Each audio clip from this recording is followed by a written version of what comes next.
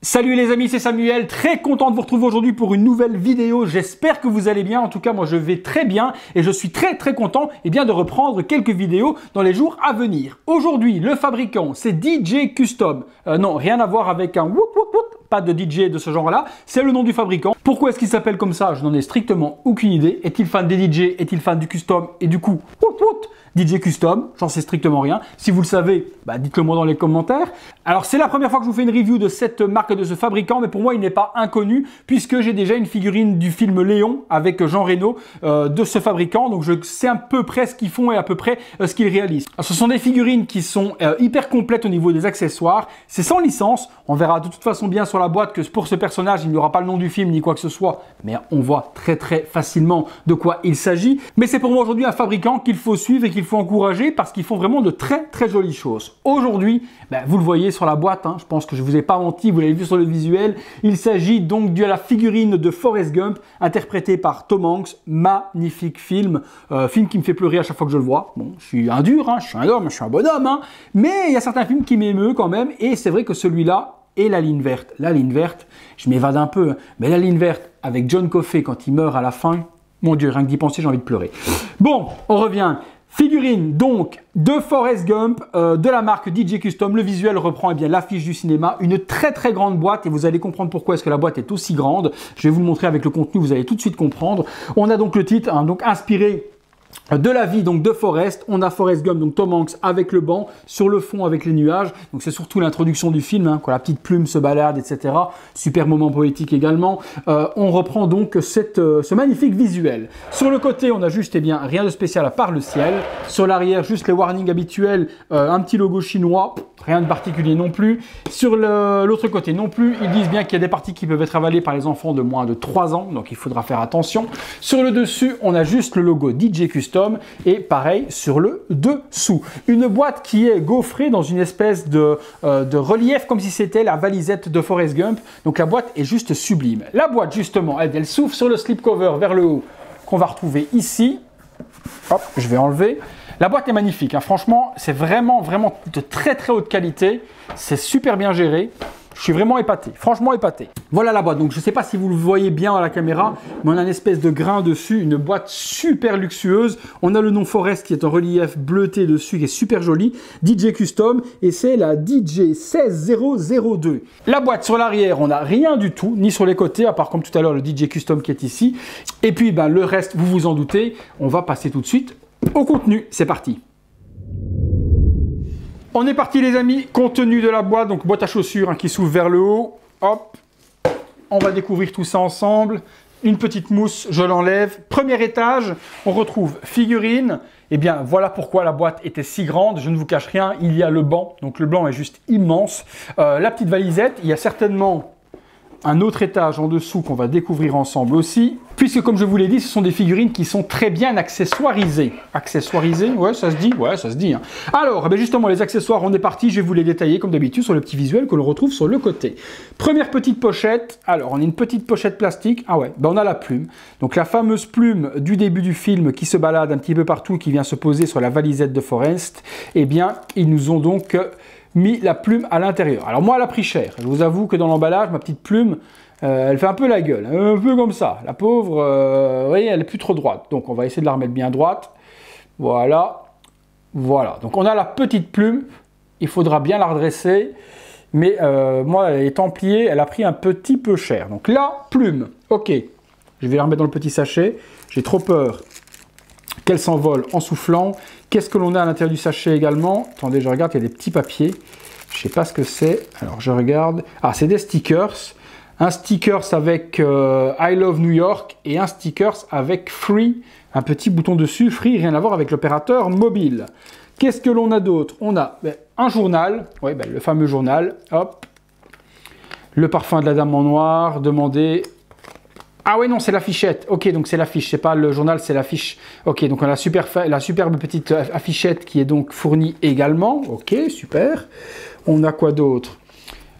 Ah bien, le petit bouquin Curious George, hein, vous savez, la petite pas de bande dessinée, mais le petit livre qu'il a également dans la valisette, donc, mais qui est bien illustré également. À l'intérieur, il y a toutes les illustrations avec les petits dessins, l'écriture, donc le petit bouquin Curious George est donc fourni avec. Donc, franchement, il pousse le vice très loin.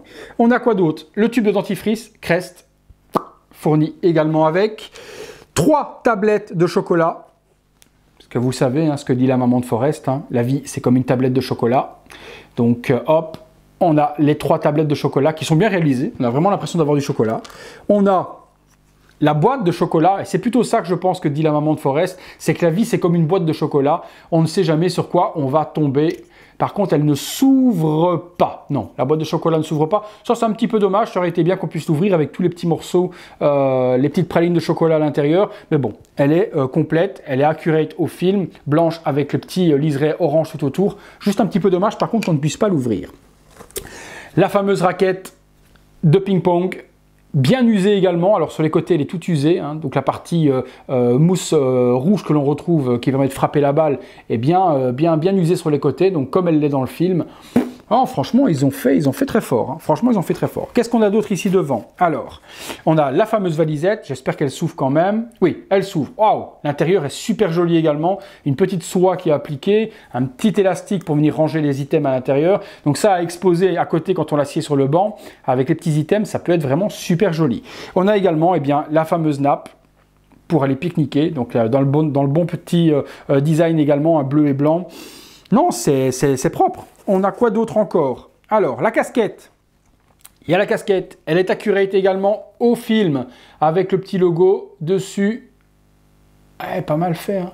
Est-ce que ça colle bien? Ouais, ça colle bien. On pourra lui mettre sur la tête si on veut. J'ai un petit truc noir qui colle. La casquette rouge, donc super. Super. 4 mains supplémentaires, donc 6 mains au total. Des mains pour poser sur les genoux, des mains pour tenir quelque chose, donc des mains pour tenir la raquette également si on veut. Donc on a 6 mains, plus des mains fermées en point. Bon, les mains fermées en point pour Forrest Gump, je vois pas trop l'intérêt. Je pense qu'il faut prendre ces mains-ci et les poser sur le genou lorsqu'on va l'asseoir sur le banc. Décidément, j'ai un petit truc là qui ne veut pas se barrer. Donc des mains, et puis ben, forcément, comme je viens de vous dire, on enlève ça. On a le banc. Alors, le banc qui est tout en bois. Ouais, tout de bois. Hyper bien détaillé également. Voilà, on a le banc complet. Super joli. L'effet pierre réalisé, pourtant c'est du bois, est bien géré également. Les 3 lattes. Ah, c'est propre. Par contre, il est très grand.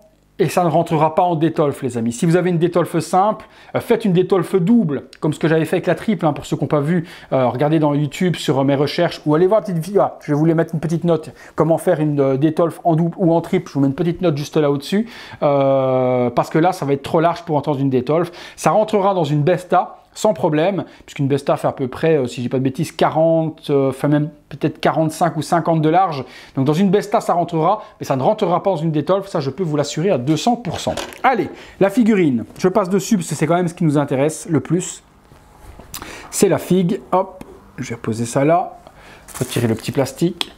Allez, avant de parler du visage, on attaque tout de suite le tailoring. Alors les vêtements, waouh, c'est propre. Alors là, franchement, les vêtements sont hyper bien gérés. Beau beige, la veste est bien cintrée.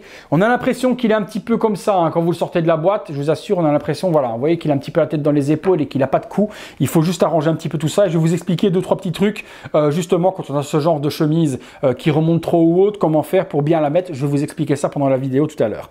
La chemise est accurate à l'intérieur. On a la chemise à carreaux bleu ciel et blanc, donc parfait. La petite boucle de ceinture également est vraiment fidèle au film.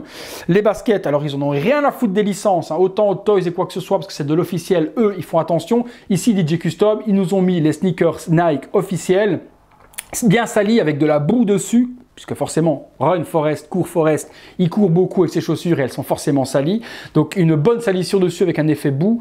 Et il y a les logos Nike, quoi. Alors les logos Nike, ils n'ont pas essayé de les faire à l'envers ou quoi que ce soit, rien à faire, ils ont fait les chaussures officielles. Il a un petit peu les mêmes chaussures qu'avait Marty McFly, qui avait des baskets Nike dans Retour vers le futur 1, je pense. Mais par contre, il n'y avait pas le logo Nike du tout. Ici, il y a le logo Nike, on n'en a rien à faire. Le petit regret, il n'y a pas des vrais lacets, tout est sculpté. Ça, c'est un petit regret quand même de ne pas avoir mis des vrais lacets. Il y a les chaussettes officielles bleu, blanc, rouge, hein, Made in France, Cocorico. On a les chaussettes officielles également, ce qui est quand même plus joli, puisque lorsqu'on l'assied sur le banc, si le pantalon remonte et qu'on voit les affreuses articulations articulations sans les chaussettes, c'est pas très beau. Alors la fixe, c'est parti, le visage, on jette un œil dessus. Ah ouais. Eh ben c'est propre. Franchement, j'avais vu des photos et j'avais très peur parce que j'avais l'impression qu'il était très gros sur les photos que j'avais vues. Et au final, peut-être la partie basse du menton est un petit peu bouffie ici au niveau de la mâchoire qui est un petit peu large, mais les yeux, les cheveux, les oreilles, le nez, etc. c'est vraiment Forrest Gump. Alors, petit bémol, pourquoi avoir fait cette expression un petit peu contrariée ? Ça, je comprends pas, puisqu'il est quand même très zen et très peace and love et très gentillet, Forrest Gump dans le film, c'est un simplet. Hein. Pourquoi avoir fait cette expression en colère? Ça, je comprends pas. Je pense qu'un visage tout relaxé aurait été vraiment l'idéal. Mais par contre, c'est quand même très beau. Profil, le paint est super bien géré, les yeux sont super jolis également. De profil, c'est carrément lui. De face, juste la partie ici qui est un petit peu trop large. Mais c'est une figurine qui vaut pas très cher, je vous donnerai le tarif dans la conclusion, hein, mais on est en dessous des 200 € ou proche des 200 €. On n'est pas sur du 300-400, surtout vu tous les accessoires. Et on a vraiment quelque chose qui est quand même super bien géré. Les cheveux sont rasés sur le côté, comme dans le film. Non, franchement, c'est très propre. Il y a un petit peu d'ajustement à faire dans le costume. Je vais vous montrer après comment faire. Mais terriblement, agréablement surpris. Franchement, superbement bien surpris. Les mains en plus nickel, comme je vous ai dit. C'est vraiment génial puisque la texture est bien gérée dessus et on n'a pas quelque chose qui est mal peint ou quoi que ce soit. Ouais, c'est vraiment bien peint. Franchement, je suis vraiment hyper fan. Et puis voilà, Dieu merci DJ Custom de nous faire autre chose que tout le temps des Marvel, tout le temps des Terminator, tout le temps des Predator, tout le temps des Star Wars. Mais là, des putains de... Excusez-moi le gros mot, mais des putains de films et des putains de classiques du cinéma, quoi. Forrest Gump, c'est un classique. Il fallait que quelqu'un le fasse. Et heureusement que DJ Custom est là pour le faire. Parce que sinon, on n'aurait jamais eu ce type de figurine. Donc, merci à eux, comme le Léon qu'ils ont fait, et comme certainement d'autres classiques du cinéma qu'ils vont revisiter. Merci de faire autre chose, parce que moi, c'est juste des films cultes. Eh bien, écoutez, les amis, je vous ai montré un petit peu le tout. Je vais assembler tout ça, faire une petite pause sur le banc, histoire de vous montrer un petit peu le display qu'on peut donner. Et on se retrouve tout de suite pour la pause. C'est parti.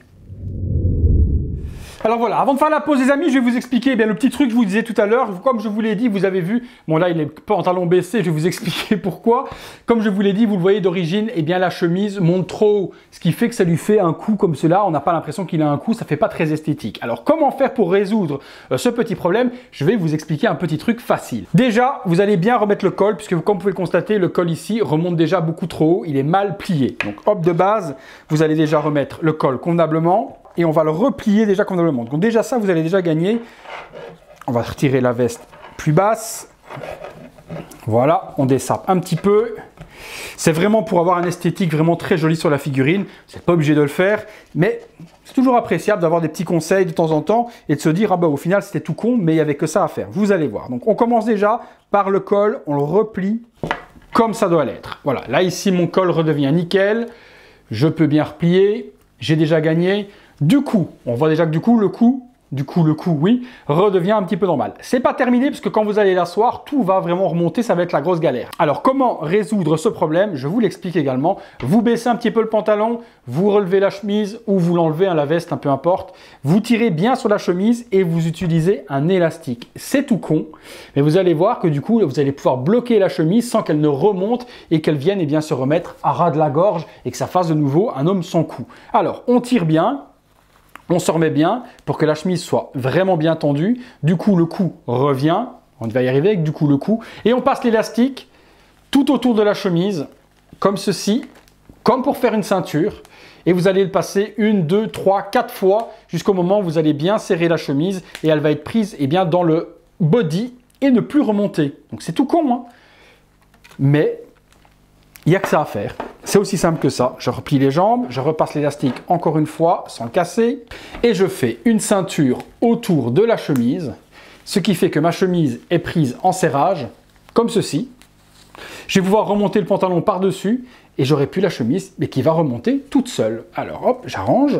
Donc là, j'ai une ceinture faite avec l'élastique et vous voyez, ça ne remonte plus. Voilà, je peux tirer dessus, l'élastique est bien pris, ma chemise est bien prise, ça lui descend au niveau du cou, vous arrangez bien pour qu'on voit super bien le cou. Vous le tirez le plus bas possible. Hop, comme ça. Du coup, ma chemise tombe, mais vraiment super bien au niveau du cou. Et j'ai plus qu'à remettre le pantalon. Mais ça donne le petit truc en plus qui fait que votre figurine, eh bien, une fois assise ou une fois debout, peu importe comment vous allez l'exposer, va faire que ce sera beaucoup plus naturel. Et ça fera pas, eh bien, la figurine qui n'a pas de cou. Donc là, je remets, je referme le petit scratch. Voilà, je vous montre et vous le voyez également que le cou est devenu réapparent et qu'on a quelque chose de beaucoup plus esthétique et beaucoup plus naturel. Je peux remettre maintenant ma ceinture. Hop, et ça, j'utilise souvent, hein, tout ce qui est costume et ce genre de choses, les costumes de figurines, que ce soit du John Wick, que ce soit du Men in Black ou n'importe quoi, eh bien, j'utilise cette technique parce qu'elle permet justement eh bien, d'avoir quelque chose qui est hyper bien mis. Voilà, du coup, la chemise se met bien et j'ai quelque chose qui est bien cintré. Voilà, c'est ça le mot que je cherchais, c'était bien cintré. Allez, je pose tout ça, je vous montre ce que ça donne. Je vais l'asseoir sur le banc puisque je pense que c'est la pose que tout le monde va donner. Et on se retrouve tout de suite. Voilà les amis, petite pause et je pense que tout le monde va exposer sa figurine de cette manière-là parce que c'est quand même la scène culte du début du film où il est avec sa boîte de chocolat sur les genoux à côté de la dame avec qui il explique son histoire de sa maman, etc. Donc je pense que c'est comme ça qu'il faut l'exposer. Je vous ferai une autre pause de toute façon après debout avec la casquette, la petite valisette dans les mains. Comme ça on aura les deux possibilités d'exposition. Très belle figurine.